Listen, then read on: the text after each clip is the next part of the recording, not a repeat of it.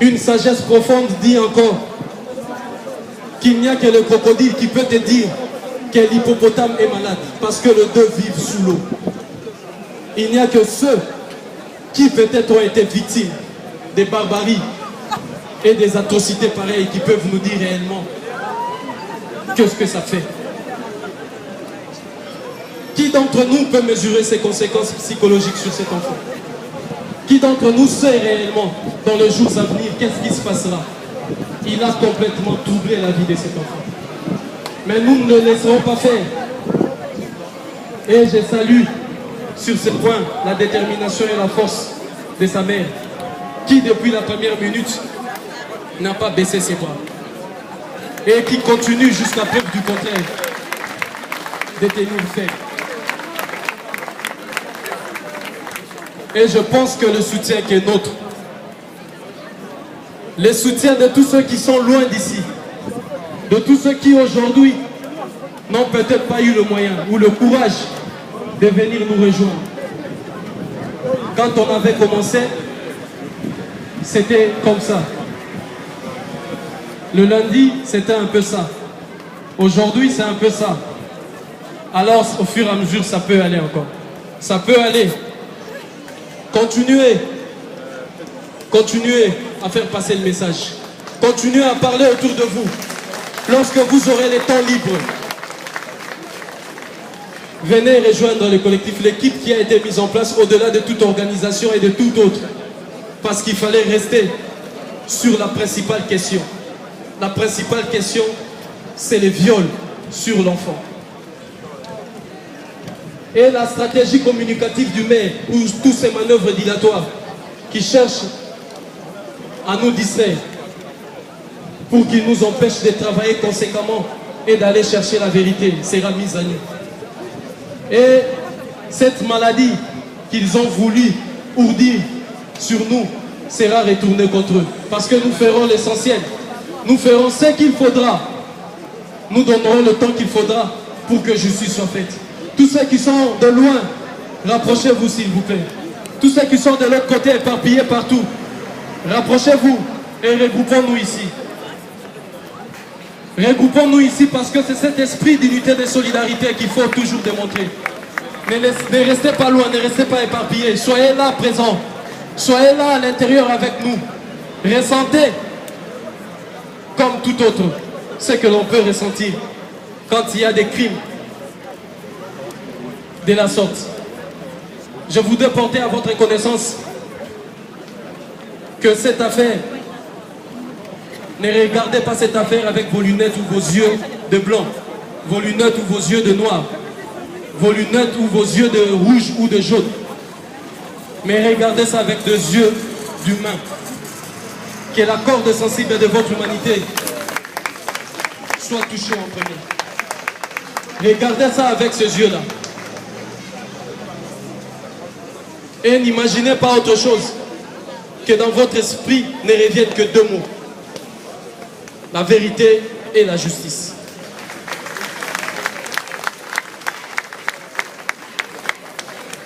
Que ces deux mots, vérité et justice. Parce que la vérité fera en sorte que tout le monde comprenne la responsabilité directe et indirecte de tout un chacun. D'entre nous, j'ai dit d'entre nous parce que lorsque le corps humain est touché, c'est nous tous. Lorsqu'un humain a été abusé, c'est nous tous. Ce qu'a été la proportion de cet acte peut être la proportion d'un acte qui sera, je pense que, commis sur beaucoup d'enfants à la fois. Parce que pour qu'il y ait deux, il faut qu'il y ait un. Vous avez vu, pour ceux qui continuent à suivre des informations que nous sommes en train de donner, une maman qui a pris le courage. Alors que les faits se sont déroulés en 2009, elle a pris le courage de briser le silence. Elle a parlé. Et c'était au sein de la même école. C'est le même directeur de centre qui, depuis 2009, lorsque les faits se sont déroulés, qui est là. Et ce directeur, je vous disais, que le jour où nous sommes arrivés, le directeur a dit « Ça fait 30 ans que j'exerce ce métier, mais il ne m'est jamais arrivé des choses pareilles. Ce n'est pas pour traiter des choses pareilles. C'était une volonté pour lui, lorsqu'on a découvert l'histoire de la mer, d'étouffer cette histoire. C'est une stratégie qu'ils ont, de vouloir étouffer cette histoire. Là, on parle de l'euro. C'est un message qu'on lance à tous les footballeurs. C'est un message direct à tous les footballeurs. Au moment où ils sont en train de jouer au football, sûrement certains d'entre leurs enfants sont quelque part. Et que ces pédophiles ne peut-être pas seuls. Et que ces footballeurs-là, à un moment donné, il peut y avoir le même acte qui soit commis sur leurs enfants.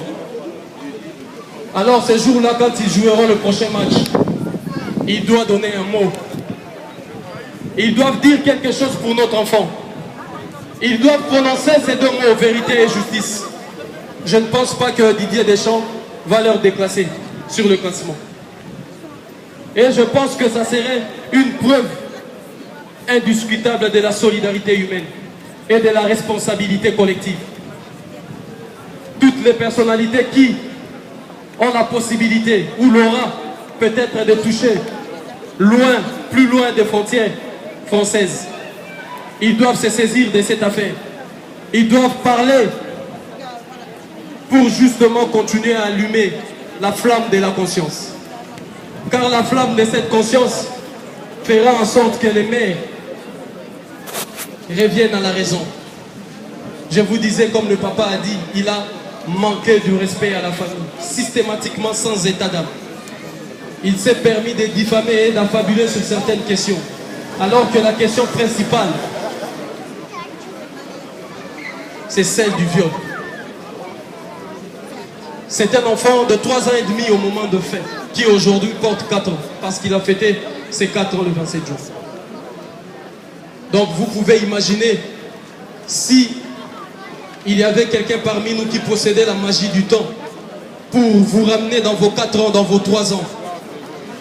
Si vous avez en vous la mémoire et la capacité de remonter les cordons ombilicaux du temps pour voir dans vos 3 ans, 4 ans, qu'est-ce qui s'est passé dans votre tête? Vous pensiez à quoi quand vous aviez 3 ans?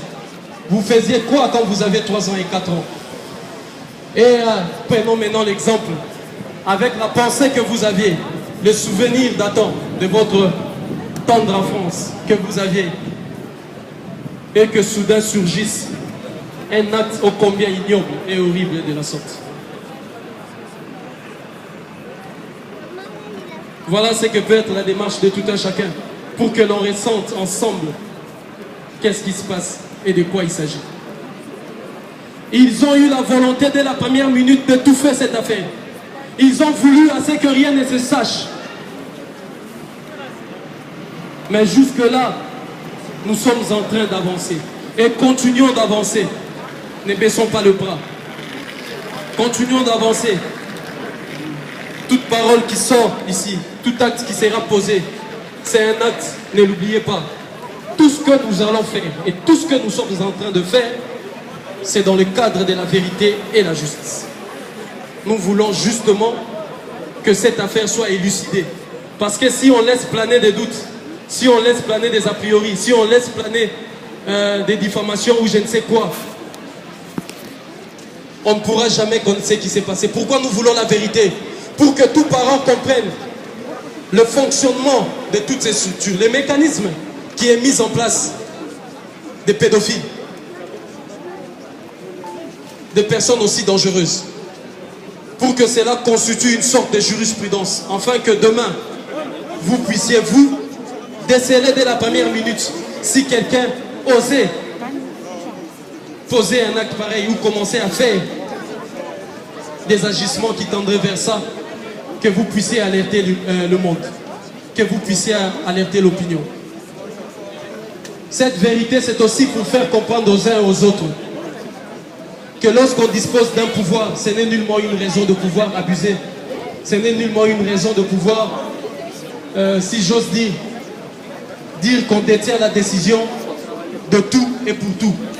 Lorsqu'on détient un pouvoir, c'est justement pour aider, pour permettre à ce que des affaires pareilles ne pourrissent pas dans les tiroirs de certains bureaux. Et lorsqu'on dispose aussi du pouvoir médiatique, ce n'est pas pour faire la publicité d'X ou d'Y, mais c'est pour aider et informer l'opinion, pour que nous ne commettions point des erreurs. pour que nous puissions avoir, nous tous, la maturité qu'il faut pour poser des comportements ou des actes qui soient louables. Nous, notre détermination est claire. Notre volonté manifeste affichée, c'est de conduire la famille jusqu'à la justice. Pas la justice simplement institutionnelle, mais la justice vraie. La justice qui dit qu'il y a ça, des faits tels qui se sont déroulés. Et c'est lui qui l'a fait. Et c'est lui-là, il sera châtié comme ça. Il ne faudrait pas que demain on entende que cette personne a été mutée quelque part. Pour que cela vous calme, vous allez vous dire, c'est bon, justice a été faite. Nous avons réussi à avoir la vérité. Et qu'ils laisseront cette personne se pavaner dans les rues de la France par-ci par-là et aller encore empester d'autres structures. Donc il faudrait qu'il y ait cette suivi après. Parce que cette vérité nous permettra aussi de comprendre. Est-ce c'est un réseau? Est-ce sont-ils nombreux? Où est-ce qu'ils se cachent? C'est la démarche de cette vérité. Et la justice au cœur de tout. La justice au cœur de tout. Alors nous y travaillons. Vous devez y travailler. N'assistez pas comme si on va applaudir après le joueur qui va marquer à la 90e minute. Mais jouez. Prenez votre numéro et votre maillot et jouez à l'intérieur. Dans la mesure de vos moyens, de vos capacités, de vos disponibilités. Mais participez. Parce que ça sera une victoire collective. Une victoire de ceux qui refusent que nos enfants puissent subir des actes ô combien ignobles de la sorte. Qui même, je dirais, à un moment donné, j'avais eu du mal au début de cette affaire de trouver des mots justes pour parler de cette affaire. Et je pense que le dictionnaire français va nous livrer dans les jours à venir des mots exacts pour qualifier des affaires pareilles. Parce que je pense que la pédophilie ou la criminalité semblent devenus de mots parfois qui sont banalisés. Et qu'il faudrait que les académiciens travaillent encore pour nous donner des mots exacts, pour essayer d'expliquer et de déterminer ces genres de cruauté, de barbarie, d'inhumanité. Comment peut-on imaginer sur un enfant de 3 ans et demi, de 4 ans, poser un acte pareil? Avec des chirurgies, puis-je vous dire, très avancées. Et une maman ne se trompe pas. L'on peut dire ce que l'on veut, elle ne se trompe pas. Elle a eu la mesure de suivre jusque-là ce qui se passe. Alors avant de passer à l'étape suivante, je vous demande toutes et tous de vous rapprocher. Parce que l'étape suivante sera déterminante. Là, aujourd'hui, là, ici, maintenant. Alors avant de passer à l'étape suivante, d'où chacun de nous donnera la mesure de ses moyens, de sa force, ce qu'il peut donner. Là, tout de suite. Alors qu'on se rapproche, que l'on soit tous là, pas éparpillés d'ici et là. Parce qu'on va taper, on va passer à l'étape suivante. Mais avant de passer, je vais demander à la maman, parce que c'est ce qui était prévu, de nous parler un peu. C'est elle qui va nous parler en ce moment, avec cette force qu'elle continue toujours de démontrer depuis le premier jour, que cette histoire est éclatante.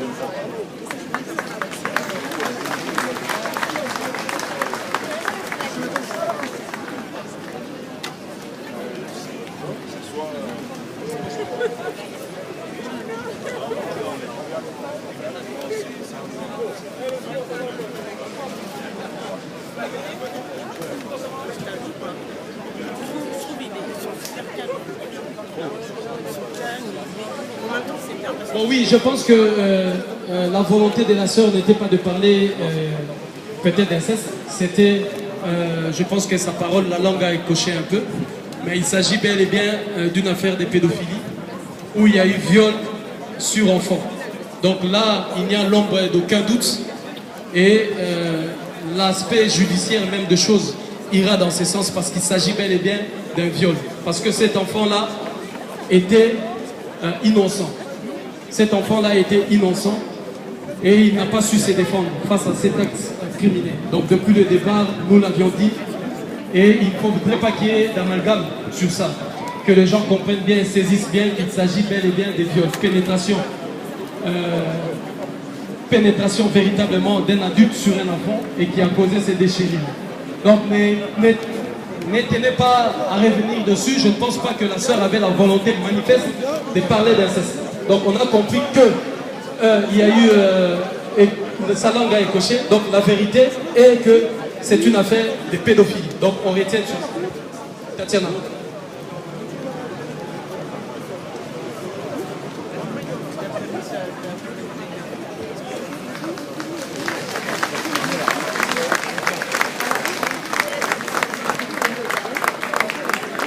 Bonjour tout le monde. Je vous remercie déjà d'être présents. Et j'espère que vous serez présents jusqu'au bout. Parce que le combat va être très long.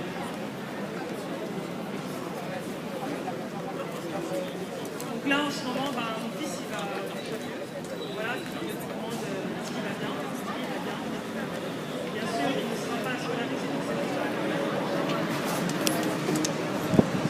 J'ai vu déjà quelque chose. Parce que cette école,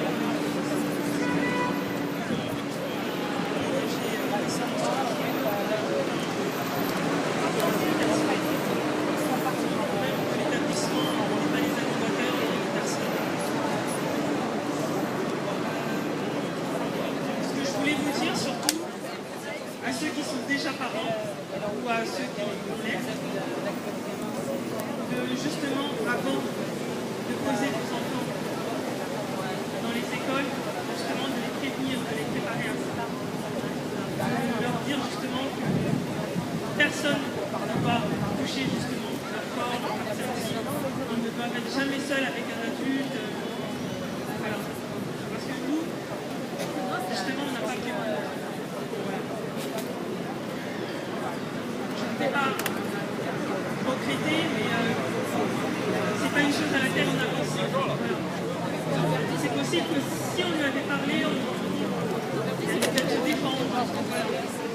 C'est la proximité très sociale. Comme ça. Alors que quand j'entends qu'ils osent dire que c'est un jeu de votre enfance, désolé, les écoles sont face. Mon fils, il a des cousins. Il n'a jamais fait ça. On ne laisse pas son pantalon, il ne laisse pas son slip pour jouer, à se toucher les fesses ou à faire des trucs. On ne fait pas ça. Pourquoi il fait ça à l'école? Parce que déjà, les fesses, de son âge, on ne peut pas réussir. Comment un enfant, un camarade de sa classe, peut réussir à le blesser et que mon fils se laisse faire? Expliquez-moi. Oui. Oui, maintenant que l'affaire elle a été classée et qu'ils disent que les enfants ont fait ça contre eux, maintenant ça veut dire que les enfants étaient à l'abandon tout seuls. Voilà. Donc les enfants, le temps qu'ils aient le temps de baisser leurs pantalons, de baisser leurs slips, de s'enfoncer des jouets, de les faire peut-être ressortir et le temps de crier, ils sont restés au moins 30 minutes tout seuls. Voilà, là c'est ce que le parquet a décidé, puisque c'est le parquet qui a pris sa décision. Donc le parquet a décidé que les enfants se sont fait ça tout seuls. Ensuite, ils se sont permis d'avertir la brigade des mineurs et d'avertir le maire. Ils les ont avertis depuis lundi. Nous les parents, hier seulement, ils m'ont appelé au téléphone pour nous dire qu'on allait recevoir un courrier pour nous dire que l'affaire est classée. Voilà. Voilà comment est la justice ici. Donc au jour d'aujourd'hui, on n'a toujours pas reçu ce soi-disant courrier. Donc maintenant, c'est notre avocat qui s'occupe de l'affaire, qui s'occupe du dossier, qui s'occupe de tout. Et on les laisse travailler. Ils ont classé l'affaire, mais c'est pas terminé. On va relancer l'affaire et on va se battre jusqu'au bout. L'affaire n'est pas terminée. Elle est loin d'être terminée. Ils ont gagné juste cette bataille-là, mais la guerre, elle est loin d'être terminée. Parce qu'il y a d'autres enfants. Il y a d'autres enfants à cette heure-ci qui ont sûrement subi la même chose au même moment que mon fils. même jour. Mais bizarrement, on parle que de mon fils. Donc ce jour-là, s'il y avait 3-4 enfants qui se sont fait abuser, où sont ces enfants, où sont ces parents? Parmi vous, je vois aucun parent d'élève de cette école. Aucun. Moi, j'en ai pas vu. Donc est-ce que c'est normal que les parents qui déposent encore leurs enfants normal dans ce centre, on a averti qu'il y avait un pédophile, on a averti que notre enfant se fait violer, comment ils arrivent encore à y aller, à déposer leur enfant et à partir au travail? Comment ils se sentent? Moi j'entends ça, j'enlève mon enfant de l'école direct. Comment je peux, tranquillement, je pose l'enfant, je pars travailler. Donc ça veut dire que dans ces cas-là, ils s'en foutent de leurs enfants. Et puis maintenant, ils se permettent de vouloir nous poursuivre. Nous qui voulons protéger notre enfant, mais ils veulent nous poursuivre. Poursuivre pour faire quoi? Parce qu'on doit laisser notre enfant se faire abuser. C'est normal que nos enfants se fassent abuser. Donc vous aussi, vous voulez que votre enfant se fasse abuser. Qui veut?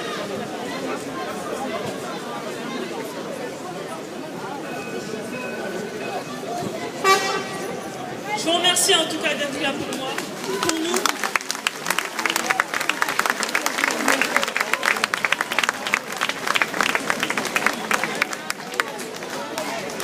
Merci.